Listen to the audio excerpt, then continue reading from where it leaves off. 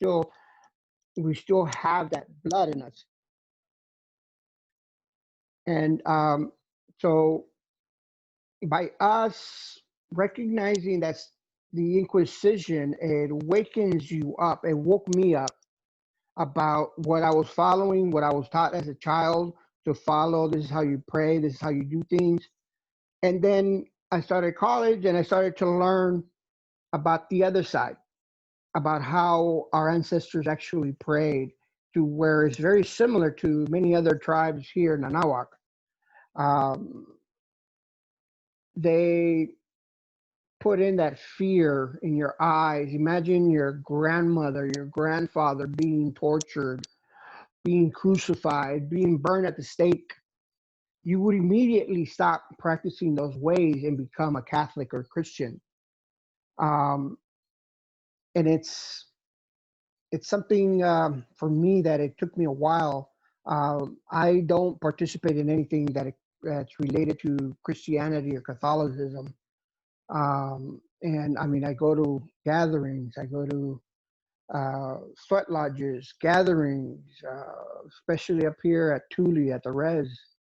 But other than that, I mean, it's just for you, just encourage you to learn more about the truth about how they force religion upon us and how our ancestors paid with their lives just for us to survive, but worship something that is not even ours. If you have any questions about that before I go into Prop 187. Do you all have any questions or comments about, because this is just one segment of what he's going to talk about regarding the Spanish Inquisition? Any questions or comments, please share.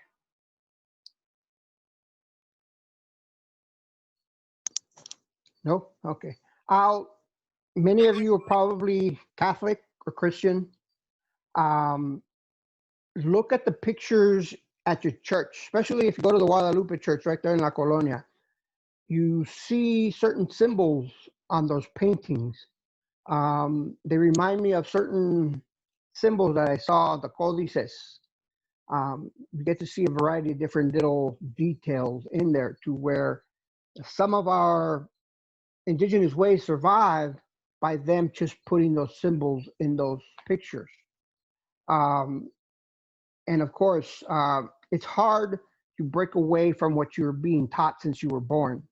You're baptized Catholic, you're confirmed Catholic, you do your, what they call that, Primera Comunión, you do all of that, and you officially become a member of the Catholic community.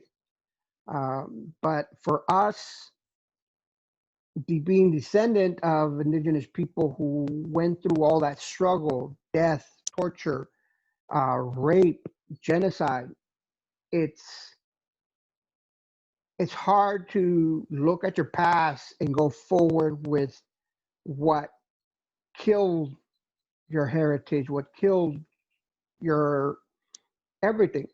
Everything that you had in the past was automatically eliminated.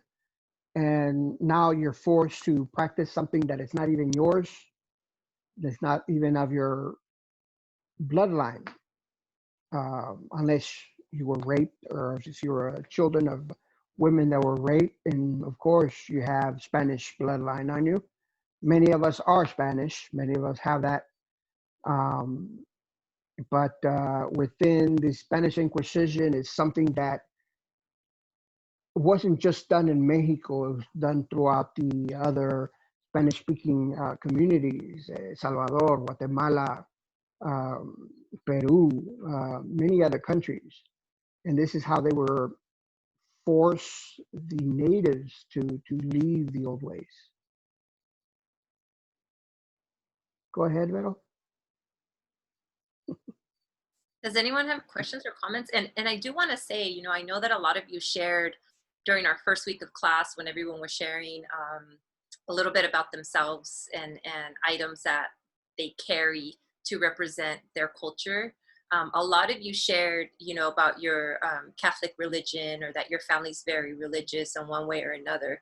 So this is in no way to bash that or to discourage you from disconnecting from that. If that comes from you organically, then so be it. That's your choice. But more than anything, it's just to inform you the role that the Catholic Church as an institution has played in the washing away of our indigenous ways of being. And that's just, you know, that's just the way it is. That's part of our history. That's part of our story. After so many generations of being raised within the Catholic Church, then it has become a part of who we are as a people. But just know and understand that the way that came to be was through the process of colonization, right? And so it's just important to understand all facets of our history as a people. And then you can do with that information whatever you feel works for you and your family. Everybody has the right to do that. So this is just more about information than anything. But thank you for sharing that, Pedro. Does anybody want to comment on that? Like, are you going through any kind of process or struggle with your connection to Catholicism, and then knowing the role that it played in the colonization of our great-great-grandparents? How are you all doing with that? Does it maybe it doesn't even faze you because it's history's history, you know, or maybe it does. Maybe it's making you think about it a little bit more. Does anybody want to share? Can I share? Sure. Yeah, so a lot of my family on my mom's side is very Catholic. Like my grandparents, they're very, you know, that's kind of a thing that they hold on to very strongly. But I and my sisters, they were baptized, but by the time I was born, my mom had already kind of just like didn't really subscribe to any sort of religion like that. So I was never baptized, and I almost see that as like an opportunity, especially like a few years ago. I took to like trying to find different ways to use like my talents. And because I paint, I draw, I, you know, make crafts and stuff. So I try to use art as a way to like express that connection that I think, you know, was lost. And I mean, even my grandparents, they love what I'm doing. You know, I make paintings and stuff, and so yeah, it does make me happy because I think they also had that that connection. So Yeah. Thank you for that. Does anyone else want to share or maybe have questions? I'll share. In my family, well, with my grandma, she was very Catholic. So it's like, you know, she would be one of those old ladies that would be, you know, church at 6 a.m, you know, every day you have to go. And growing up, I think my mom never really like raised us in any religion, kind of. She kind of lost it. And then as we got older, she's now very Catholic or whatever. And she's like, oh, you have to go to church every day. Si no te lleva el diablo, you know, the devil's going to come and get you. You have to pray, or, you know, your son and this. And I always thought, or I consider myself more spiritually than very Catholic. I do believe in the Virgin. I do believe in God, but I don't normally agree what the church has to say, because I feel it's like most human based. I just have my own way, like, you know, I'll go because I feel like for me it's going to God's house, but I'll listen to what they have to say and everything, but I'll take to what I believe that it's right or what it's not. I don't, because I knew the story about how Catholic, you know, the invasion and everything. But I mostly believe in the Virgin Mary, because I know she was the one that, you know, appeared to Juan Diego, and he was indigenous. So that was my beliefs. Thank you for being open and sharing like that. Does anyone else want to share or have a question for Pedro regarding the Spanish Inquisition? I actually want to add to Daniela's story. I kind of agree with her. Like, my family is very, like, Catholic, and I was, like, raised into going to, like, a Catholic church, but it was really hard for me to, like, believe everything, because how she said it was like the Bible, I feel like there's too many copies of it, and it was like, it's very hard, like, to believe in it. But I do believe 100% on the Virgin Mary, and I pray, but it's just that some things I don't really believe. I just don't believe in it, because it's like a lot of humans are involved. Like, I feel like it's being changed. It's not the same. That's why I stick, like, to the Virgin Mary and, like, some saints. But yeah, I agree with you, Daniela. Thank you for that. Also, sorry for cutting off, but I also have to, agree with Jessica and Daniela. Like, my grandma's very Catholic, and she goes to, like, grupos de oración and all this stuff, and she would always force me to go, and I didn't feel right being there, just because I didn't genuinely want to be there. So I felt like I was kind of being, like, a hypocrite or something. But yeah, she bought me a Bible and all that, and I just wasn't really interested in it, because I felt like, the Bible is, like she said, there's just so much involved and so many copies that I just stick to what I believe in, my spirituality and stuff. So my grandma kind of gets upset because I like a lot of herbs and all this stuff, and she thinks, like, that's all brujeria. And I just that's kind of like my thing. That's what I like to do, and what I feel is healing to me, just like is her religion is healing to her. But yeah, it's kind of hard being in a Catholic home where there's pictures of God and the Pope and all this stuff all over the place. And then in my room, it's like my crystals and my herbs and all this stuff. And, she doesn't like any of that. So we just kind of come to an agreement that, I respect you and you respect me. And yeah, it's just a whole lot of stuff. Thank you, Kayla. And yeah, it's really complex. Like we've talked about before, our people and the history of our people is so complex and layered. But it's just important to understand that there's more to us than one thing, right? And that if we do connect with things that are more indigenous to us or spiritual or whatnot, that's part of our DNA too. And so it just kind of depends, like, what's calling you. And for me, I think that as long as you're connecting in some way that helps you through your journey in life, in a good and positive way, then everyone has that right to follow that. So thank you, everybody, for sharing and being open that way. I'm going to ask Pedro to go ahead and briefly talk a little bit about Proposition 187. You have about 4 minutes, and then we'll open it up for more questions for you. Proposition 187, what was that? It took place in the 90s, but I'll let you talk about that. What was it? Why was it problematic for the Chicano community, and how were you involved in fighting back? Proposition 187 is a proposition that was practically organized by people who did not want us here, not just we as Mexicanos, but anyone that was an immigrant from another country outside of the United States from that year or those years.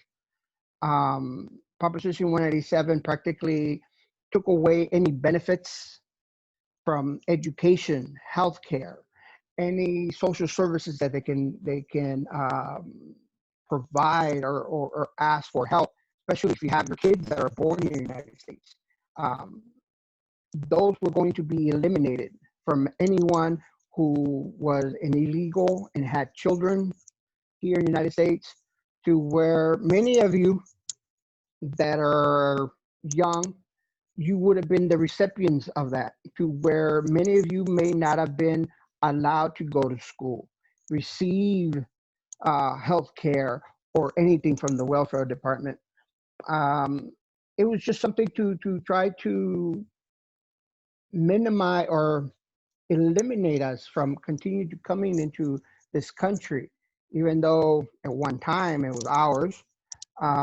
But we have the same struggles, as you can see today, even 30 years later. You get to see it again with trompas. And it's something that hasn't gone away. and most likely will never go away until we become as one unit. And for that, we need more pláticas. But Proposition 187 was a proposition to eliminate anything that would help anyone that was not legally documented to be here in the United States. And also, just so you don't know, it was actually overturned by the higher courts because it was unconstitutional. In the Constitution, Yes. anyone who is here has the right to education and healthcare and whatnot. But so that's why we were able to overturn it. But also know and understand that at the time, we had a very racist governor, Pete Wilson, who was pushing for that proposition to pass, and also that, and I explained this in the last session, is that sometimes the silver lining is that we have to be really slapped across the face with something so overt with racism to shake everybody up and wake everybody up to actually go and do something about it, to mobilize and address these social injustices. Because many times, most of the time actually, there's a lot of policy making that is rooted in white supremacy and systemic and structural racism, and they pass these policies as little bits and pieces under the radar. So we're not even aware that they're being passed and then implemented, right? Which is the history of us. But then something big comes along, and then that's what it takes to make people realize that what's really happening, right? And so Pedro was also involved in this awakening of consciousness about the overt racism through laws and policies. And so Pedro, if you can spend another minute or so to talk about how this was addressed in the Oxnard area with your participation. In Oxnard, being involved at the community college, being involved in Mecha really opened up a bunch of doors for me that I was able to see who I really was as Native, as an Indigenous. We as Mecha would go to different high schools and we talked to the youth. The youth would tell us that they had issues with Proposition 187 and how it was going to affect their family. So many of them also got it to organize themselves. We as a community college, we helped them with the meeting, supervise. We couldn't encourage them. We couldn't tell them. We couldn't, because we get in trouble as instigating the walkouts. But the Proposition 187, it really hit us here in California so bad that so many people organized and protested. Just in Oxnard, you have like 6 high schools. All those high schools walked out. And then all of a sudden we see students from Camarillo, Moore Park, Thousand Oaks, from Ventura coming in, joining the group. We had a huge group. We weren't able to control that big group of students. We weren't expecting so many. I mean, you're not talking about a few hundred, no, thousands of students walked out. If you put them all together, thousands. But Proposition 187 hit us and woke everybody up that was involved in la causa. There's people now that are, still talking about it. So that really speaks to the power of the youth. The majority were high school students, right? You had college students, but also high school students. And so that really speaks to the power of youth and the agency that youth carry to be able to go out and organize something and speak to social injustices. So, that sets an example for the rest of us that age, it doesn't matter when it comes to social justice. No. Anyone can play a role in however they can. So thank you for that. And I also want to... can I add? Oh, sure. Yes. We were lucky. At that time, we had a Chicano as mayor. We had Manny Lopez as mayor, and Andres Herrera at the city council.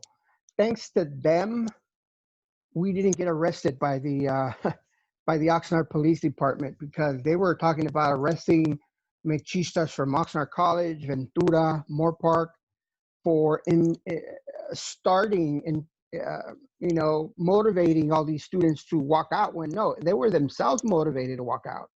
And thanks to them too, we had a police officer outside of the La Placita there in Oxnard when we were doing a hunger strike.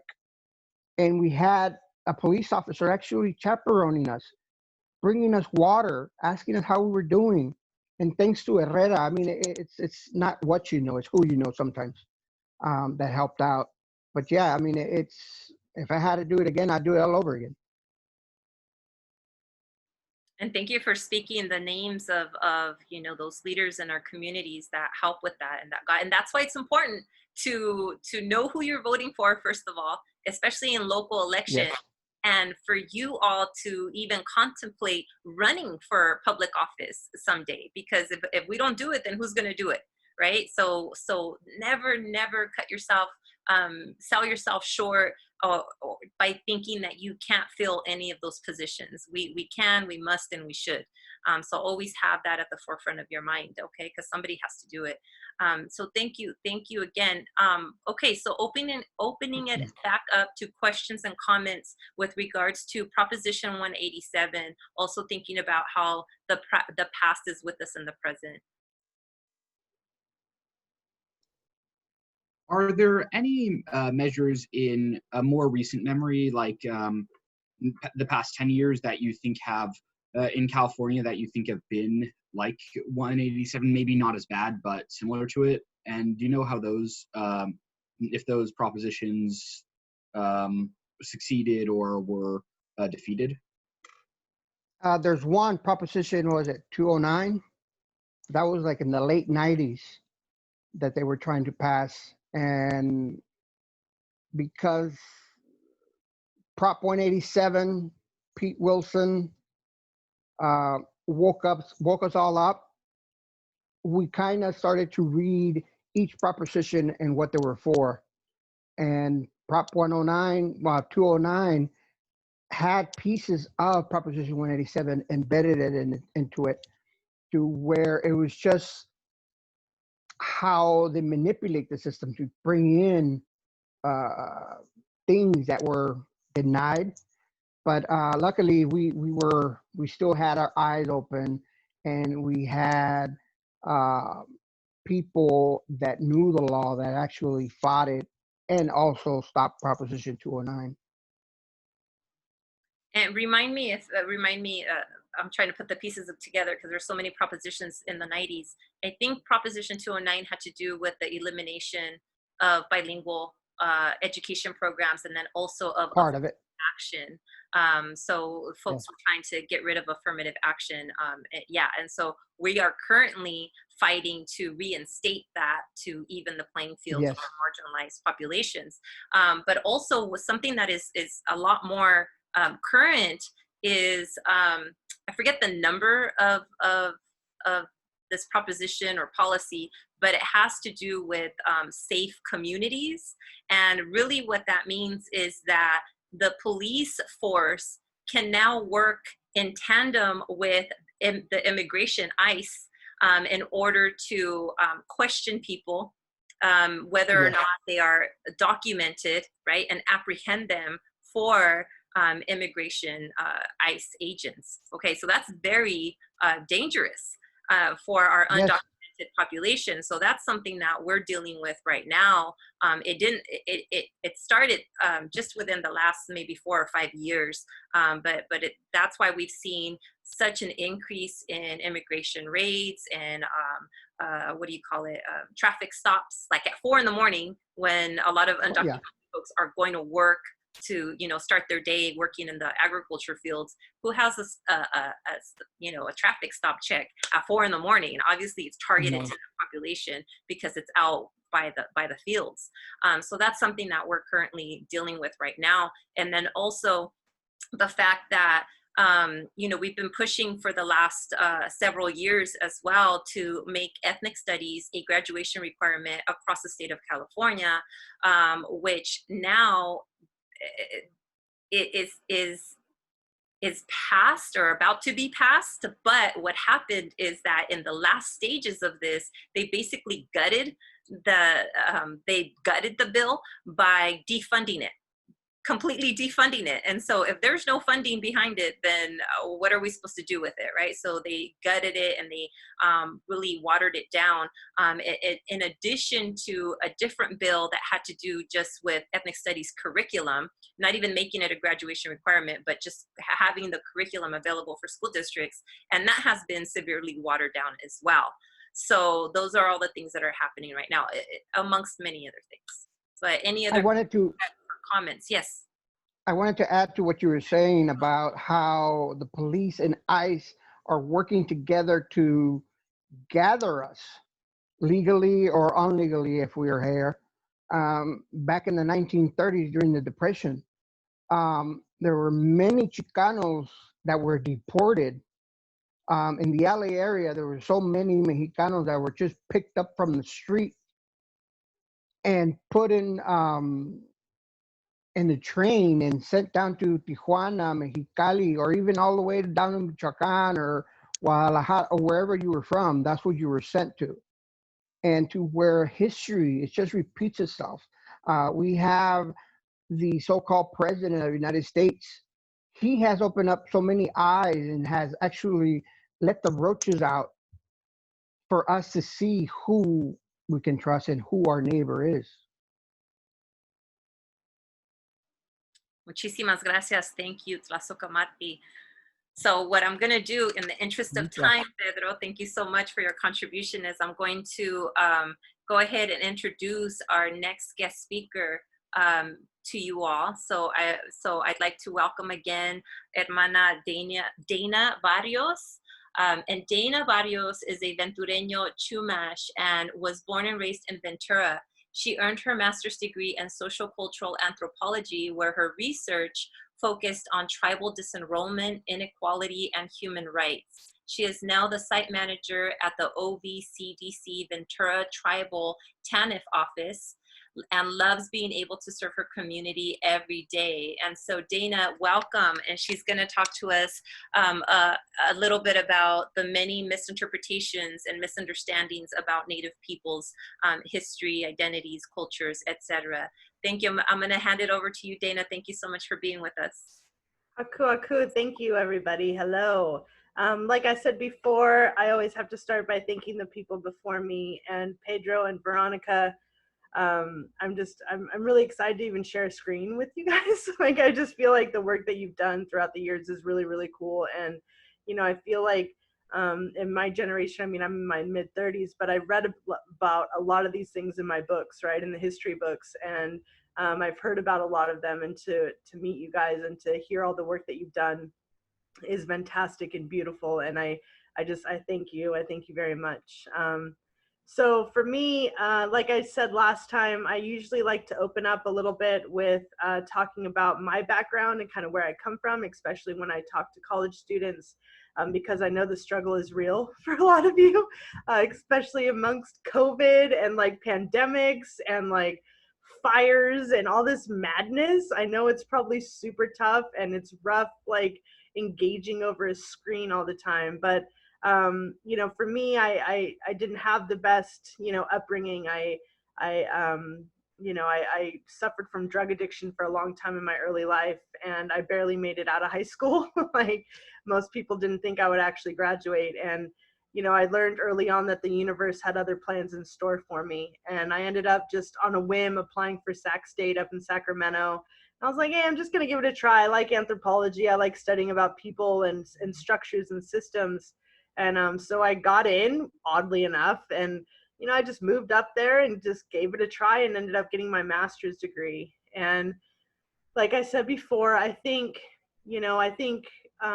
education systems and the structures in the United States are not always set up for Native people or people of color. And So in order to make that a norm, it's really important that we push through all the barriers and really embrace education and get educated and bring those tools then back to your community and serve your community.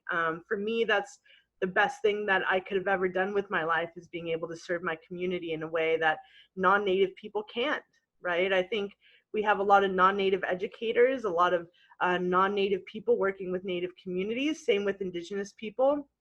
And there's just something about Native people teaching Native people and Indigenous people teaching Indigenous people. And it gives you a true perspective of life, of history and social justice and what we can do to make our communities better.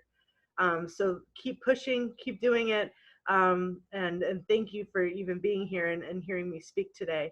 So I'll start off kind of by talking a little bit about, you know, misconceptions and stereotypes of Native people. There are sadly a lot, so I can't go through every single one, but I kind of picked some of the major ones that I heard a lot. Before here, I actually was up at the Sacramento Native American Health Center and did a lot of work in regards to system change around suicide prevention and mental health for Native youth. And so we would go out and we would do, you know, a lot of cultural comp presentations and cultural awareness presentations to like the county and the city. We even did one to like the Rotary Club, right? It was all like super old white men. And it was actually, so you hear a bunch of like misconceptions about Native people. But thankfully school kind of gave me the tools on how to navigate those microaggressions and navigate that racism that a lot of us experience within these systems and working within them. The major thing that I heard all the time, and afterwards when I'd be like, does anybody have any questions or comments? People would be like, we didn't know Native people were still here. This is amazing. And I'm like, what? How do you know we're not here? Like, there's lots of us, right? Like, we're all over the place. At least that's from my perspective, we are. And so it really made me think about how, you know, California actually has one of the highest populations of Native people in the country. But a lot of people don't realize that, right? And I think a lot of people don't know that Native people were often unseen and unheard because we do account for a smaller amount of the population. And you look back, so for me, my people, my ancestors are from Swahilamu, which is Scorpion Anchorage off of Santa Cruz Islands, right off the coast there. So these are my homelands. And so I've always known that we're here, right? I'm like, what are you talking about? Like, we're from here. Like, I'm super privileged to be able to live on the lands that my ancestors did tens of thousands of years ago. But because of missionization, our numbers did go down like really, really gnarly. So for Chumash people, we span all the way up from San Luis Obispo all the way down to Malibu. And prior to missionization, we had a population that were in the tens of thousands. Nobody really knows the true number of people, but it's estimated in the tens of thousands. Then you look at missionization and colonization. And when they did the first US Census in 1852, that number dropped to around 600 Native people. So you're looking at from tens of thousands to 600, spanning from San Luis Obispo to Malibu. Those numbers are pretty intense to think about. When you read those numbers, it can be really hard to read about those things.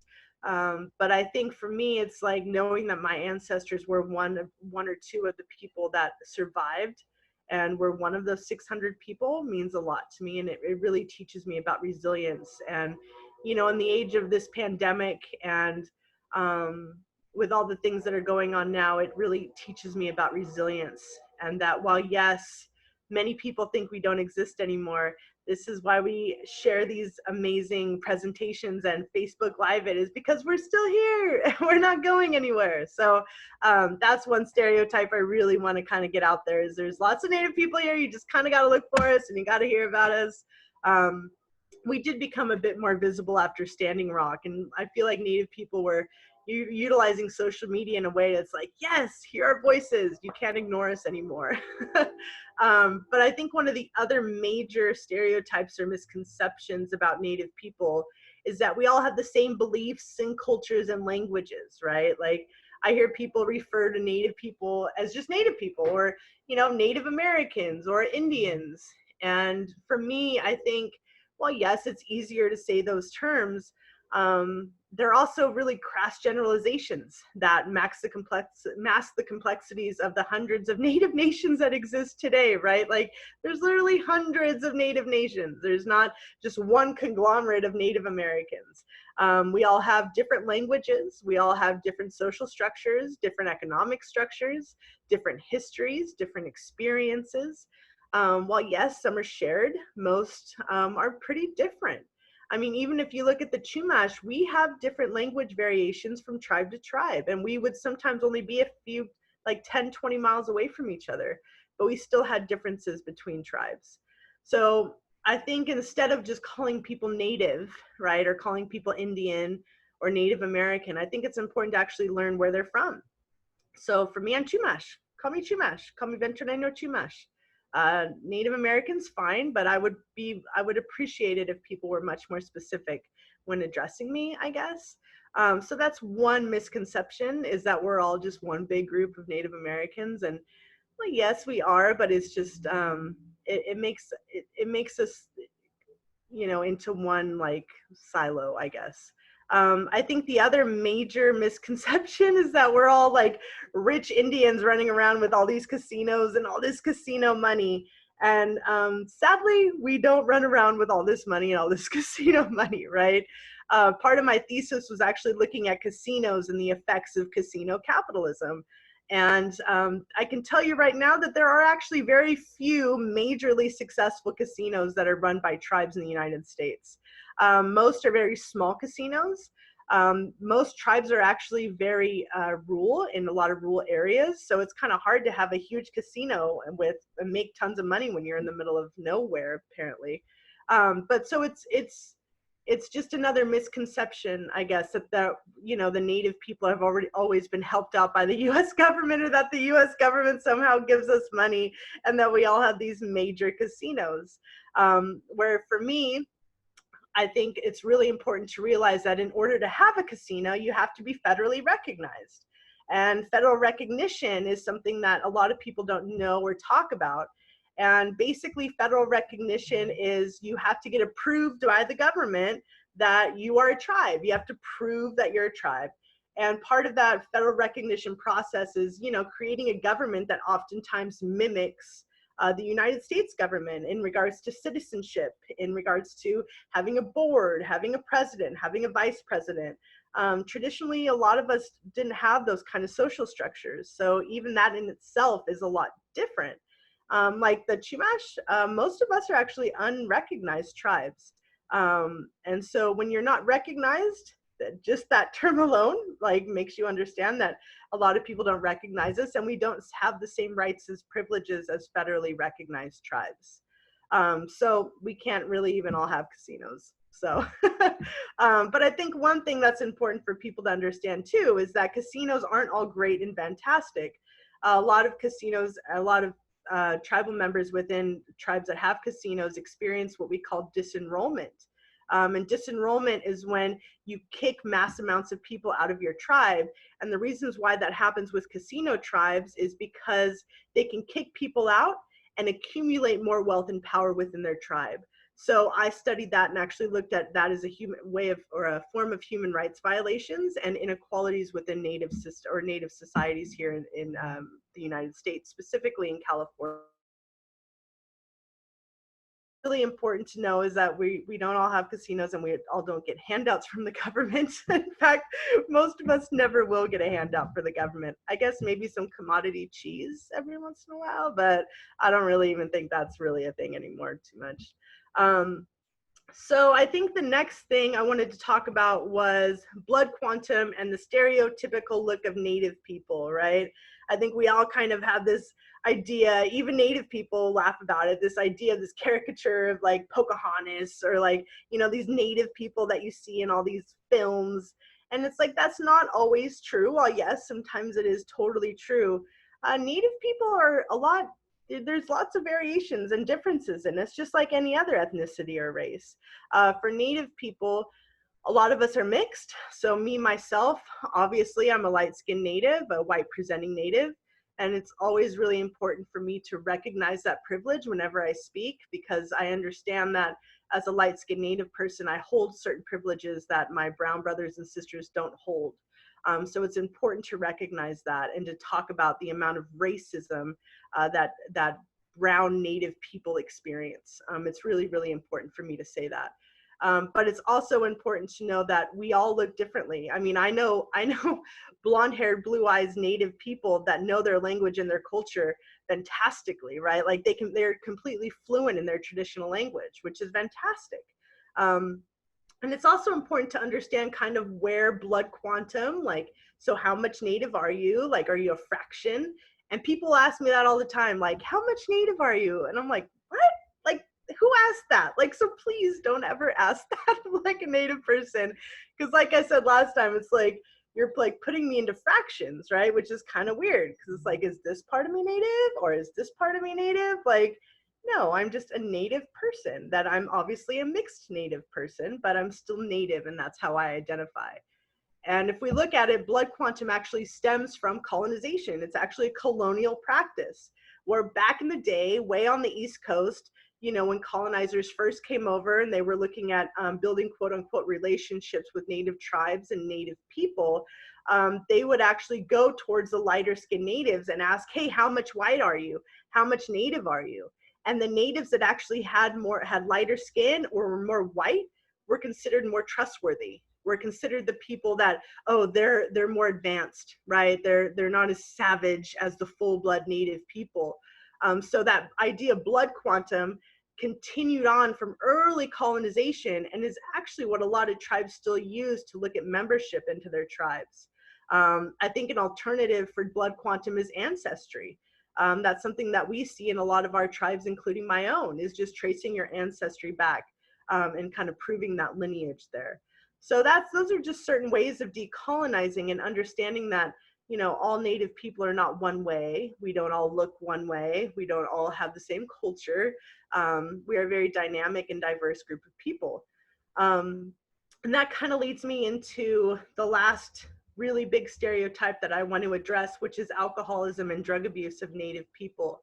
I think we've all probably heard the idea of like the drunken Indian, right? Like the guy that's sitting there with all these beer bottles on the side, people on the res that are just throwing them back. They're alcoholics and drug addicts. And that's a really harmful stereotype.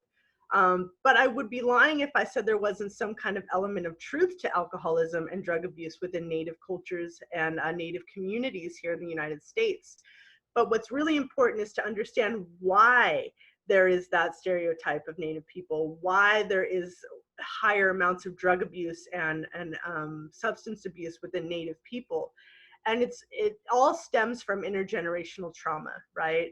And intergenerational trauma is when your ancestors experience such an intense trauma that it can literally change the genetics of who you are.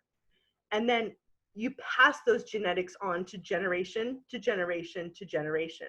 And so you can kind of equivalent it to PTSD, right? Like when you experience PTSD and you don't have the tools in your toolkit, which I like to call your toolkit of your life toolkit, like how you deal with life, what are your coping mechanisms? If you don't have positive coping mechanisms or the tools to healthily deal with mental health issues or any other issues, you're going to pass those coping mechanisms that are negative onto the next generation. So you have lots of generations of Native people that probably a lot of times were from boarding schools or even before then, just dealing with missionization and colonization, passing on those bad and negative coping mechanisms onto the next generations. So that is why we see a lot of drug abuse and a lot of substance abuse within Native people today, is because of that intergenerational trauma. But with that intergenerational trauma also comes intergenerational healing and resiliency. And I've been very blessed to be able to experience that and to see that firsthand and participate in that with the work that I did up in Sacramento, and the work that I do down here in Ventura is really working with Native youth and Native people on reconnecting culture.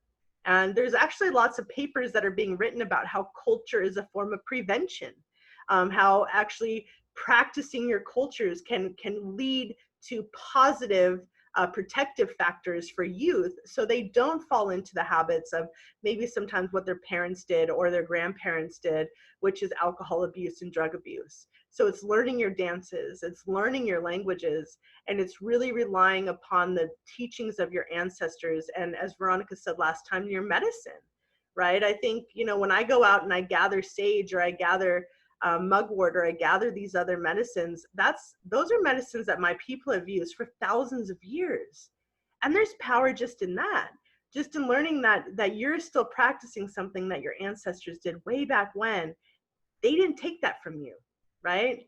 Like, they took a lot of stuff from us, don't get me wrong. Like, here, especially missionized tribes, they took a lot from us. They would cut our hair and make us, we were never allowed to practice our culture, or we would be whipped and beaten. But now we can do that now. Like, now I can go out and gather my medicine and not worry about people, you know, lashing me or whipping me for practicing my culture. That is a form of intergenerational healing. That is a form of resiliency and getting back to who we are as Indigenous and Native people, and relying on that to pass on to our children and our community's children. And I think that's one way to kind of combat that intergenerational trauma, alcoholism, and substance abuse. So for me, those are some of the major stereotypes about Native people. And I did really want to also quickly talk about acknowledging the land that you're on. So you're on Ventureño Chumash, my homelands. And if you look out, you know, we tried to do ceremony not too long ago down by the pier, which is one of our sacred sites. And as we were doing so, you just saw RVs wishing by, cars wishing by, and that was literally where we held ceremony. And to be able to be on those lands, but also see how built upon it was. And I mean, we were scared of stepping on needles. We were scared of you know, the cars honking and not being able to hear each other, or our songs, or our languages, and recognizing that by people building on our lands, that hurts our soul a little bit too, right? But I think another way, again, to combat that is for people to start recognizing whose land that they're on. And again, Veronica has done a fantastic job of bringing us in and really highlighting, you know, land recognition and tribal recognition. So for all of you, I think it's really important that you recognize whose land you're on. And I'll put it in the chats, but a Canadian nonprofit actually created a text service called Native Land, where you can type in on your phone, you can type in the number, I'll put it in the chat in a minute. And wherever you're at, you just type in whatever city you're at, and it'll tell you whose native land you're on. And for me, whenever I travel somewhere, that is how I lead in a way that's a good way, and trying to be respectful of the people that came before me, and realizing, hey, this is not my land, but this is such and such's land. I pay homage to their ancestors, and not just their ancestors, but the current people that are there as well. That's just a way to relate to not just the land, but the original caretakers of the land, and the people that are still there fighting to caretake for their land and to practice their culture. So that's one thing that everybody can kind of recognize and kind of acknowledge. But that's it for me in regards to my little spiel. Thank you so much, Dayna. That was absolutely beautiful and powerful, just like last time. So keep an eye out in the chat for the link that she's going to send you. There it is.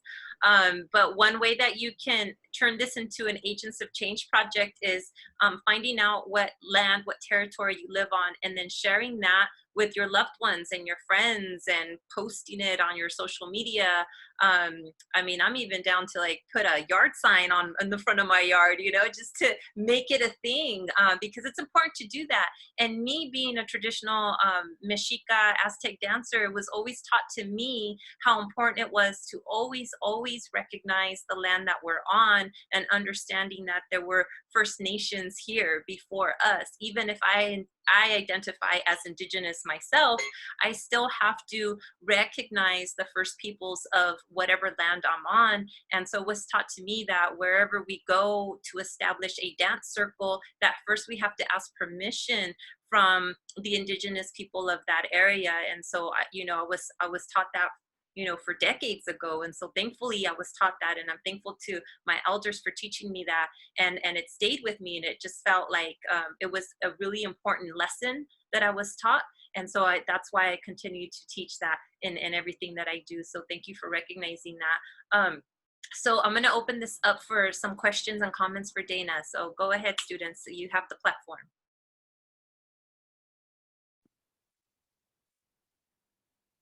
Dayna, I had a question. You mentioned at the beginning that you spent a lot of time up in Northern California working in Native health. How long were you up there working, and what kind of things did you do exactly? You mentioned that you guys did a lot of suicide prevention awareness. Could you elaborate a little bit on that? Yeah, so I was actually in Sacramento for about 10 years, where I actually went up there. I didn't expect it to be 10 years. I went up there, got my bachelor's, master's, and then right from there, I actually worked at a rape crisis center in Sacramento, and I worked specifically with Native women who were survivors of domestic violence, sexual assault, and sex trafficking. So I would advocate for them on various levels, from court systems to the police departments. But then after that, I actually worked at the Sacramento Native American Health Center in the Youth Initiatives Department. We worked with a lot of federal SAMHSA grants. So we did, most of it was system change oriented. So we would work with system partners, one, in just letting people know that Native communities exist still, and that the Native people in that area, so Nisenan, Maidu, really are very prevalent in that community, and to work with them in regards to mental health, suicide prevention. We would have youth groups, we would have parent groups, we would have GONAs, which is called Gathering of Native Americans. And it's like a curriculum that was developed, I think in the 70s or early 80s, where it was kind of like a modern type of ceremony that was created that's kind of almost adaptable to any Native community. So we would have elders and youth come together for like transgenerational learning and intergenerational learning, and really getting back to simply teaching kids sometimes how to use sage, how to smudge. A lot of urban Indian kids, you know, they don't know how to smudge. They don't know what our medicines look like. So how do we teach that in a way that's not shameful but educational? And also, You mentioned, I haven't heard. Sorry, Profe. She mentioned to turn that on my eye. What does that mean, smudge? So smudge is essentially where you light your sage, and everybody does it differently. So some people smudge with cedar, some people smudge with mugwort or root. Bear root is what they call it. For us here, it's sage, but we also do different types of sage. But a lot of people associate it with white sage, and white sage, you basically light it. And for us Native people, we have a shell, and we like to start at the crown of the head. We like to really smudge and put the smoke around our hair, because our hair is considered sacred. And we do it amongst our whole body, all the way down to the soles of our feet.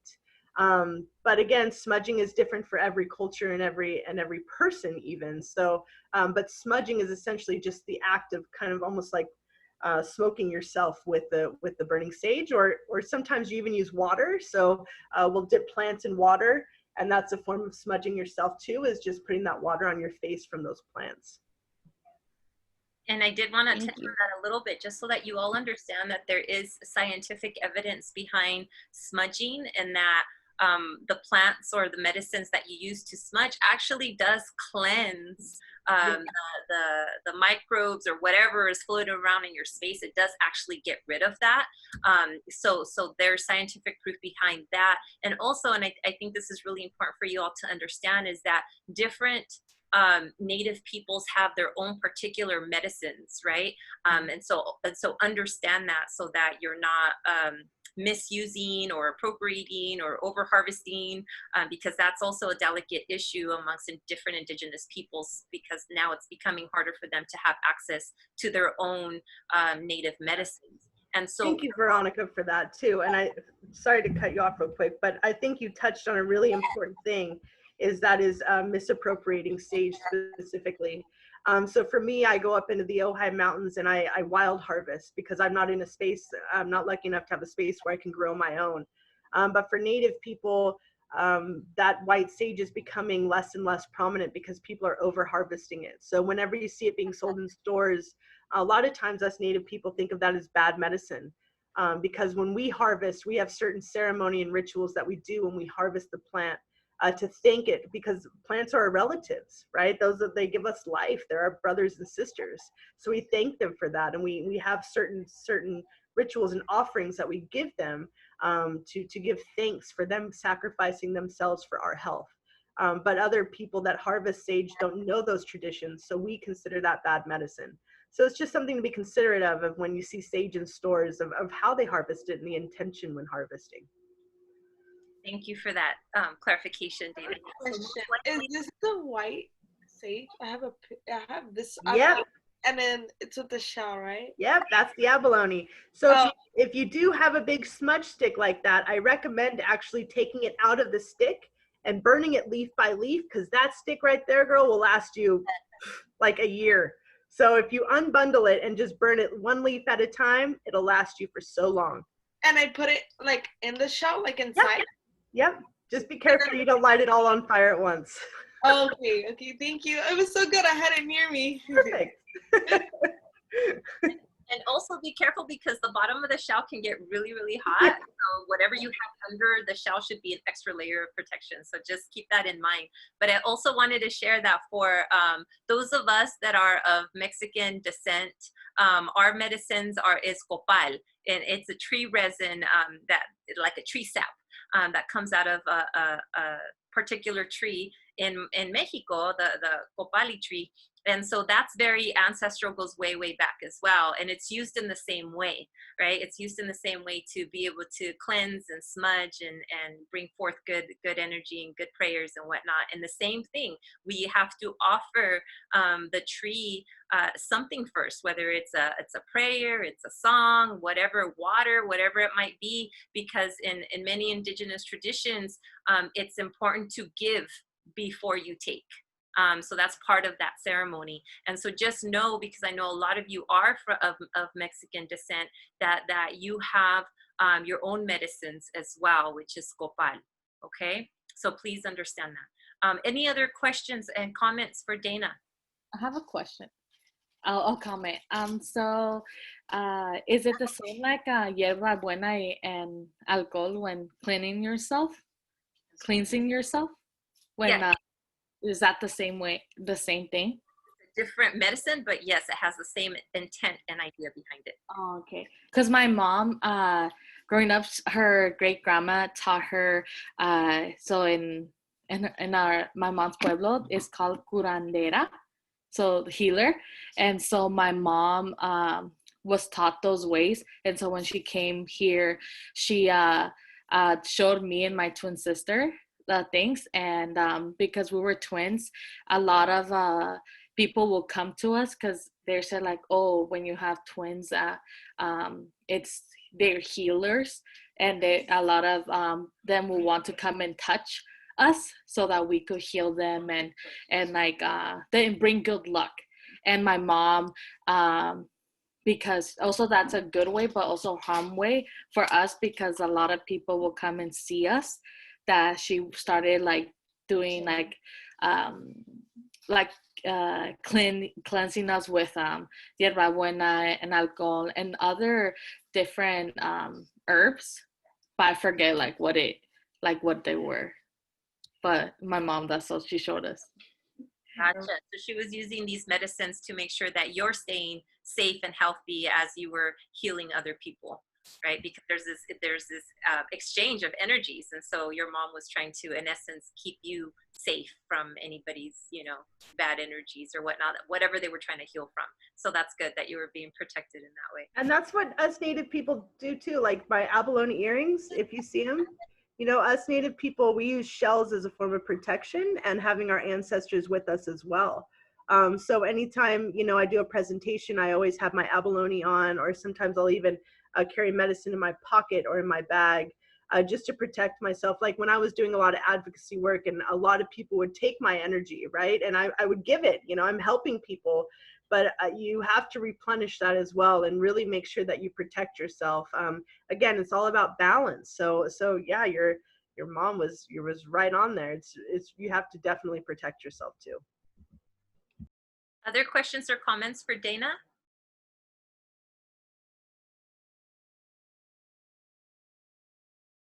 Okay, so I'm going to ask both Pedro and Dayna again. I know, Dayna, you talked about the nonprofit tech service.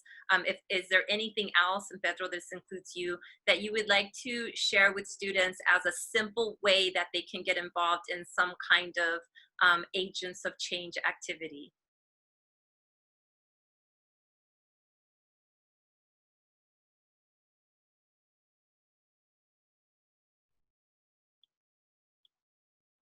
There we go. Can you hear me? Yes.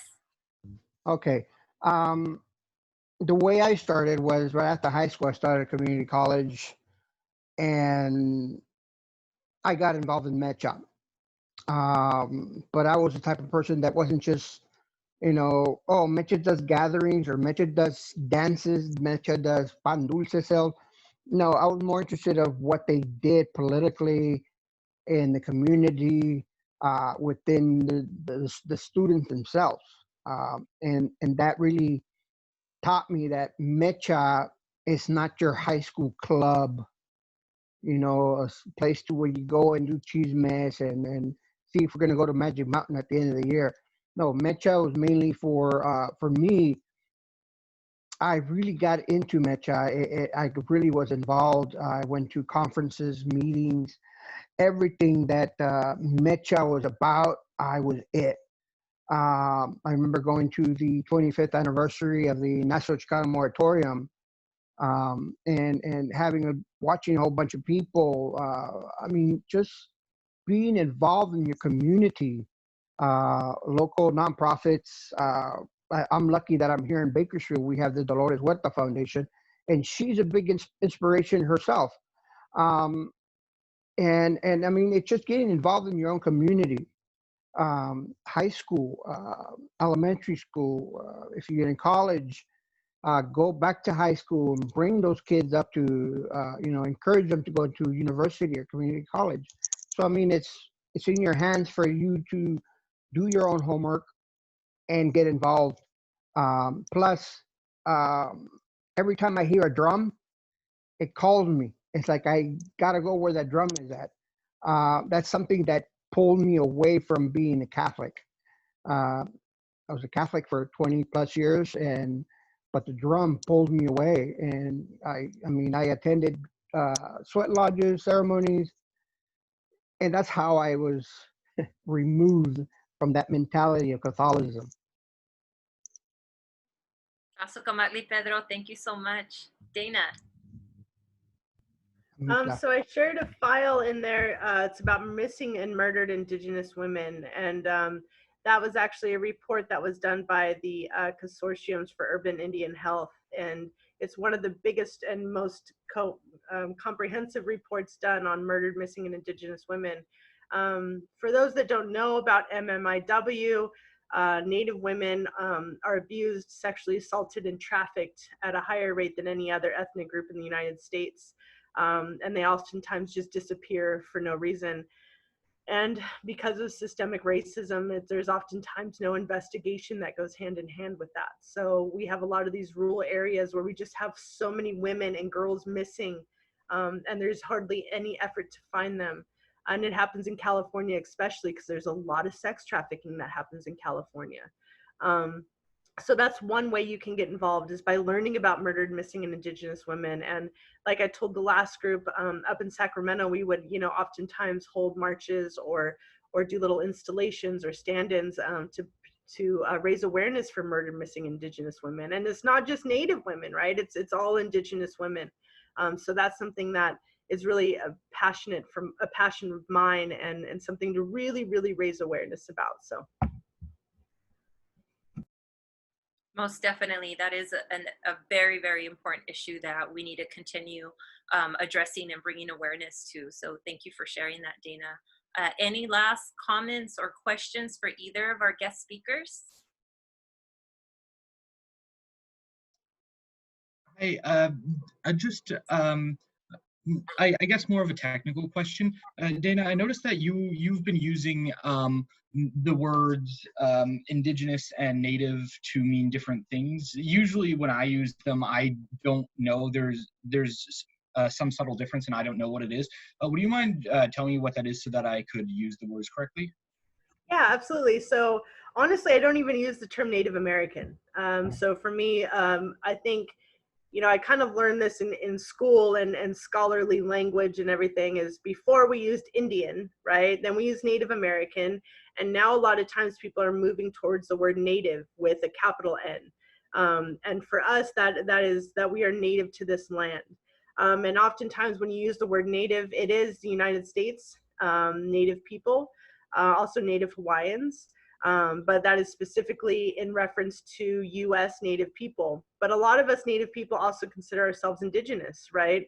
Where I said it in the last ones, you know, the borders crossed us. Like we were here before borders were here, and our people traded up and down this coast all over the United States.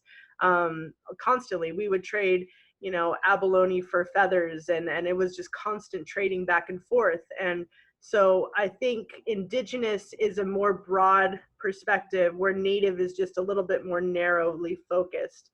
But there's Indigenous people from all over the world. Europeans have Indigenous people. In Scotland, there's Indigenous people. So when you use the term Indigenous, it's just basically referencing the original caretakers and the original stewards of those lands and their descendants. That makes a lot of sense. Thanks so much. You're welcome. That was a great point. So we are at time, everyone. I hope that you all enjoyed today's session. I know that I did. And then just to clarify, the announcement that I sent to you earlier, I wasn't able to change the settings for today's paper, so you are still going to upload that as a group. So please work with each other to make sure you get those turned in on time. And then starting next week, you can upload them as individuals, okay? But if you all want to give a goodbye and a thank you as you exit today, Pedro and Dayna, thank you so much for your precious time and sharing your time, your energy, your beautiful, great, powerful energy, your experiences with us, your life stories with us. Thank you so very much for all the work that you have done and continue to do for our communities. And thank you for spending this time with us. Thank you so much. Tlasokamati. Goodbye, everyone. Thank you, guys. Thank you. Thank you. Thank you. Thank you. Thank you.